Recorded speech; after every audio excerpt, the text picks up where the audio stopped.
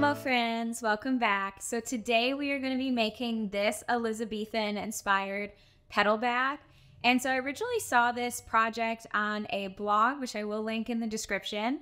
And it was a person who did beautiful stump work, embroidery, and used a specific textbook to make the design.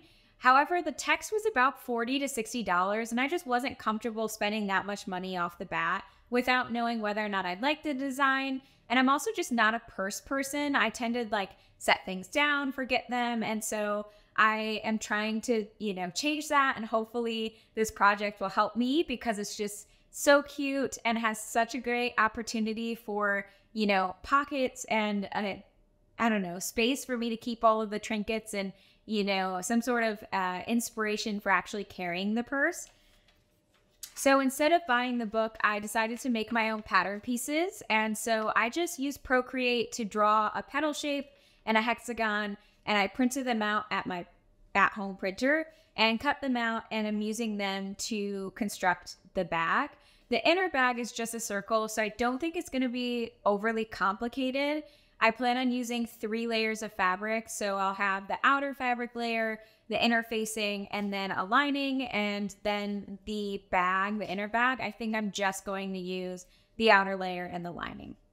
So for the fabric, I actually picked up this cotton canvas from the fabric store, and it has a beautiful red carnation. And even though it's red and green, I don't think that this screams Christmas. I think it's pretty neutral and kind of can be in the winter, in the spring, in the summer, even the fall. Honestly, I think it's an all-season print in my opinion.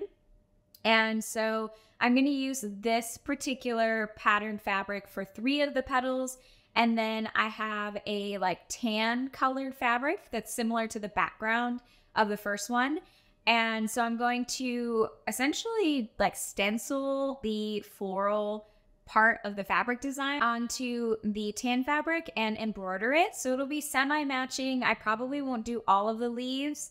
And then I will add some details, maybe like a border around it to differentiate it from the pattern fabric. But I know the embroidery is going to take a little while. I am not a fast embroiderer, and it's honestly such a relaxing thing to do on the side. So this project is kind of going to be in the background and just kind of when I can work on it. But I think it's going to be a relatively simple one, and it would be even easier if I didn't do the embroidery. I think that would actually cut down the time a lot. But today's goal is essentially to work on the embroidery and work on the fabric, so that way I can get all of the pieces laid out and ready to go. So let's go ahead and get started.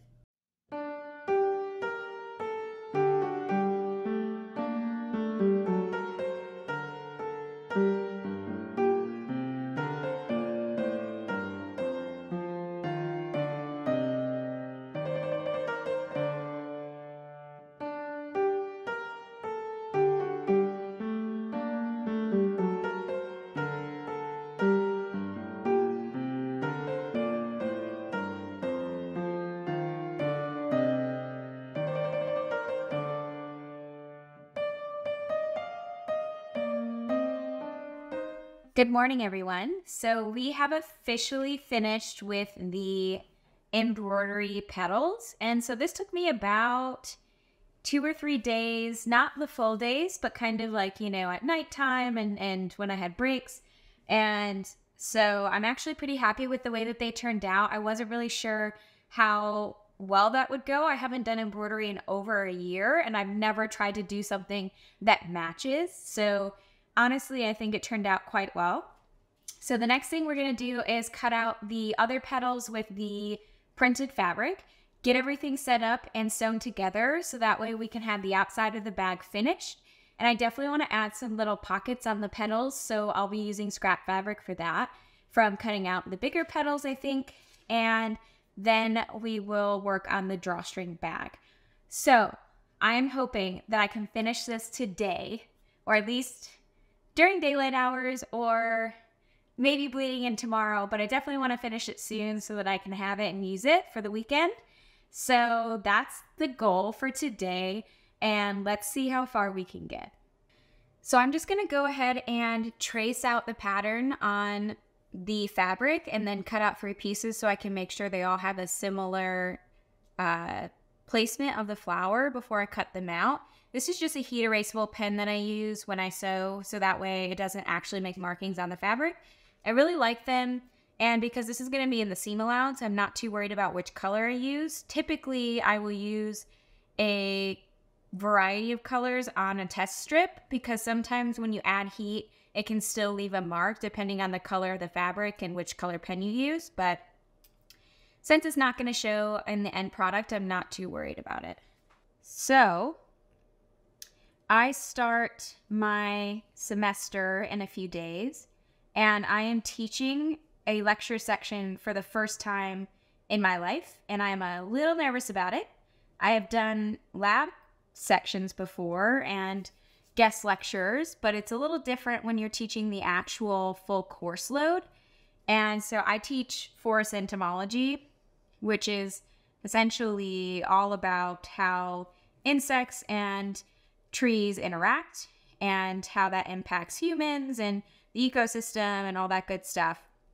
And so I started that soon, and I'm a little nervous, but I really enjoy the opportunity and I love teaching, especially to college-age students. I think that they are incredibly bright and engaging and often, are in a point in time in their life that you could make a big impact on their trajectory if you are approachable and they find, meaning in your content.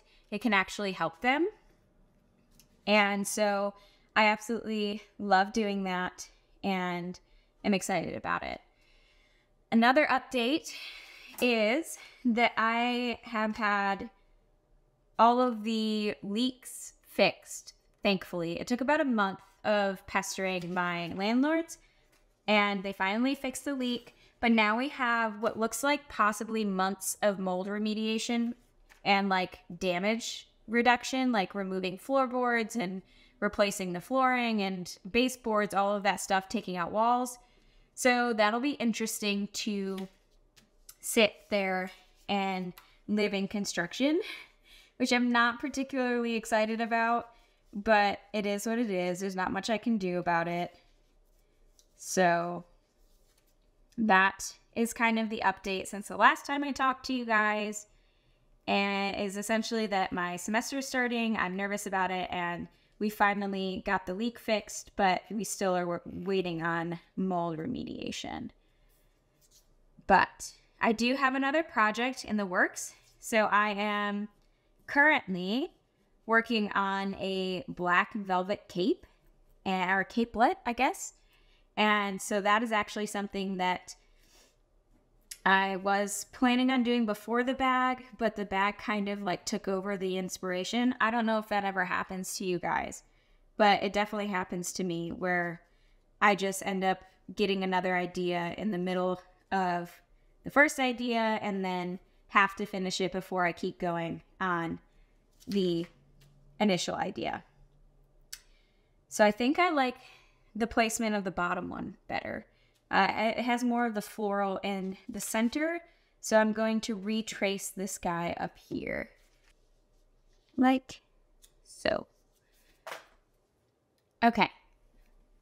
I'm going to continue to do this so that you guys don't have to see me futz with it, and then I will meet you back here once we have all of the pieces cut out.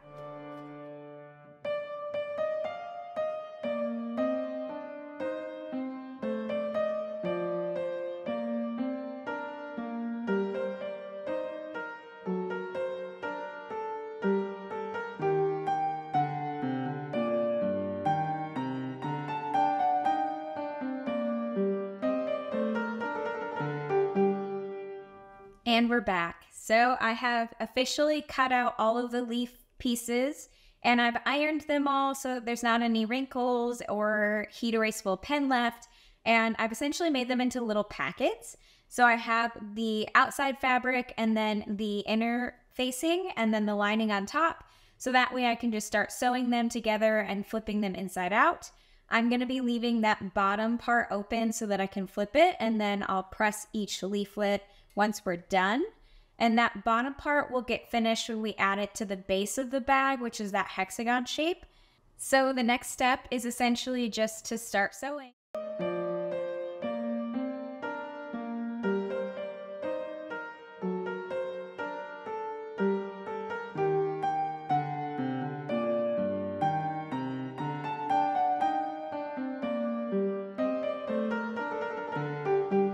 So I have finished sewing all of the petals and pressed them. They have their little openings for the drawstring, and I can feed it in using just a safety pin. And so now the next step is I have my hexagon base, and it's just the outer fabric with some interfacing behind it. And so now I just have to essentially sew each of the petals onto the sides of the hexagon, so that way I can have the outer layer done. And so I essentially have run a little rope through them.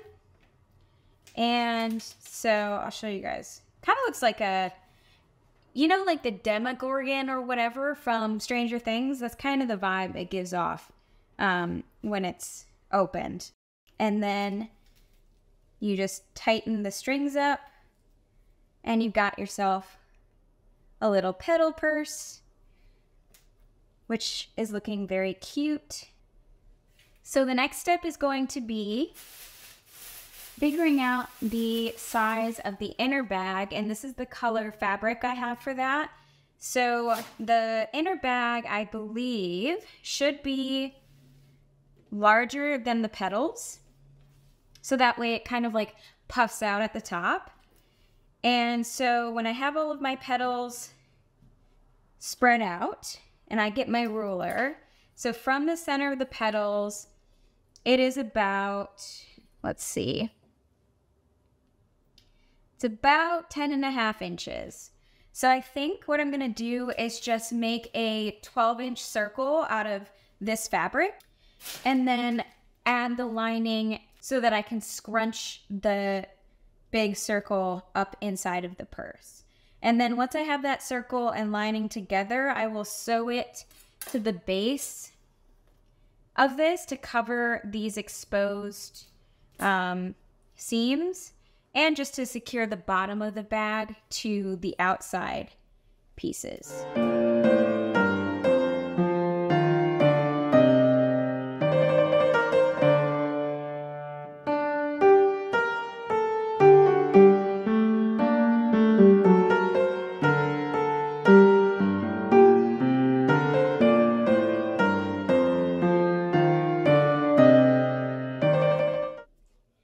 Okay, so I think 12 inches might be just right once we add the lining and do a seam allowance on that, because you can see that kind of goes right there. So I think as long as I use a centimeter seam allowance, this should work out just right for the inner bag, which will essentially crumple up like this on the inside, and then have the little petals like that.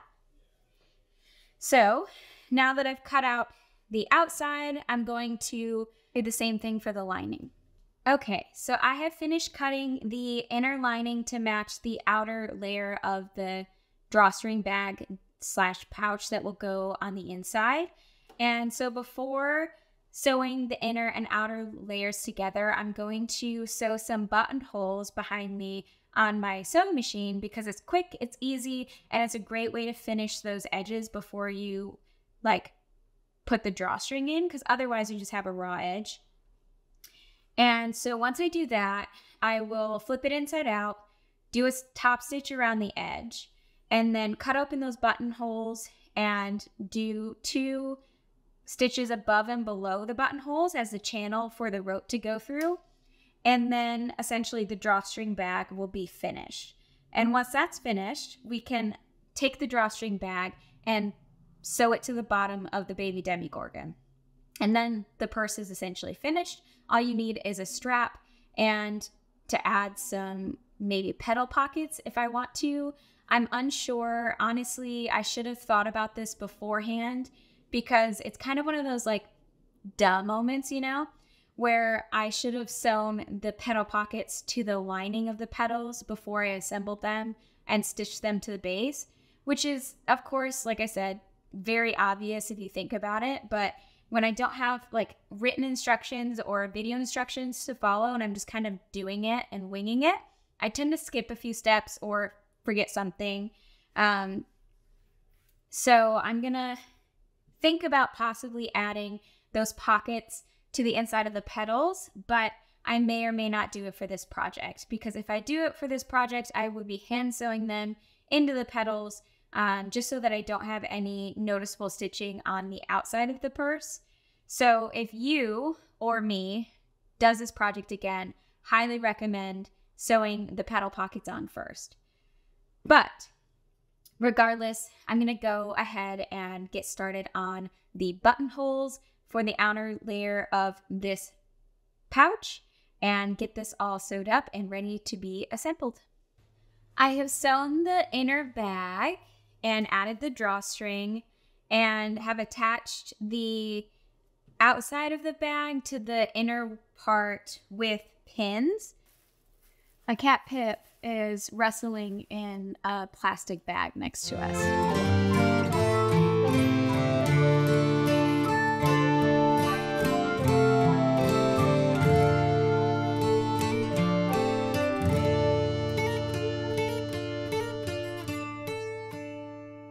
Once I sew the bottom of the bags together, I'll bring it back and then scrunch it all up and see where I want to attach the handles, and if I want to do it from the inner bag or the outer bag, especially since the outer bag has an uneven number of petals.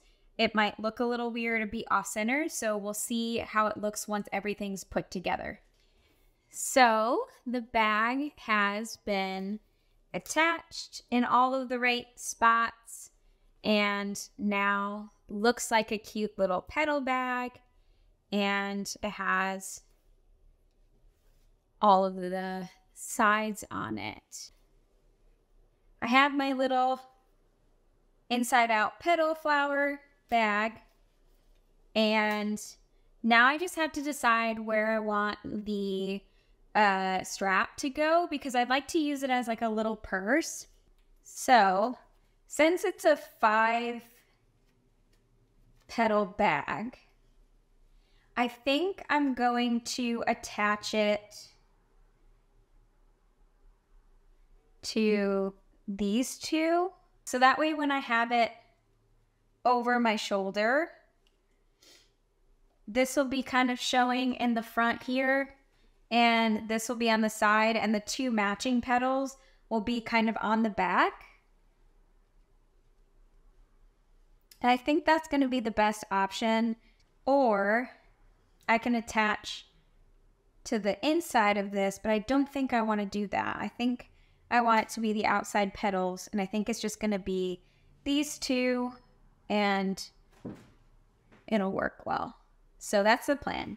I'm going to add buttons to the backs of these 2 petals and quick make a strap to go with it. So I will be right back. Mr. P has arrived officially.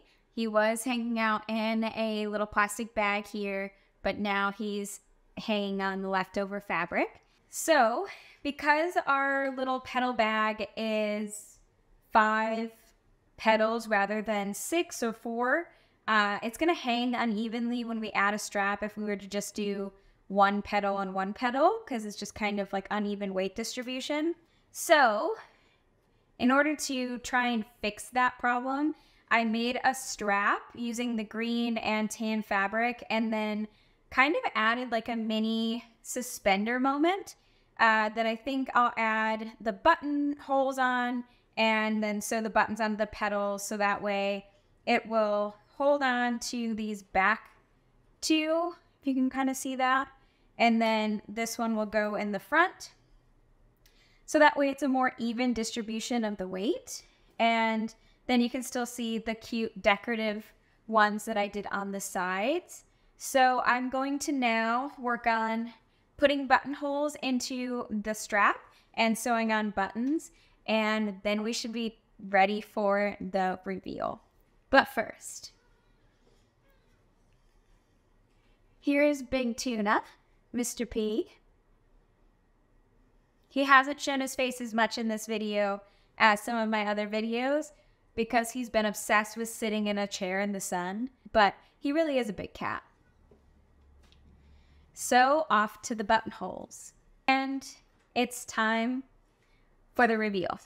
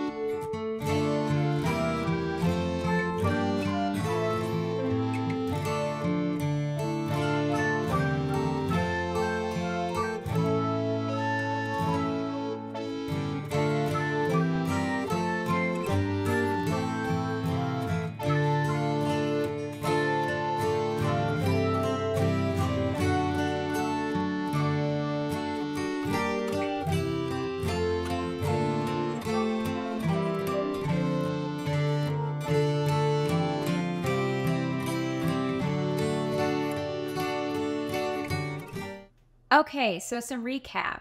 Honestly, I think this project went really well. There's only a few things I would do differently next time.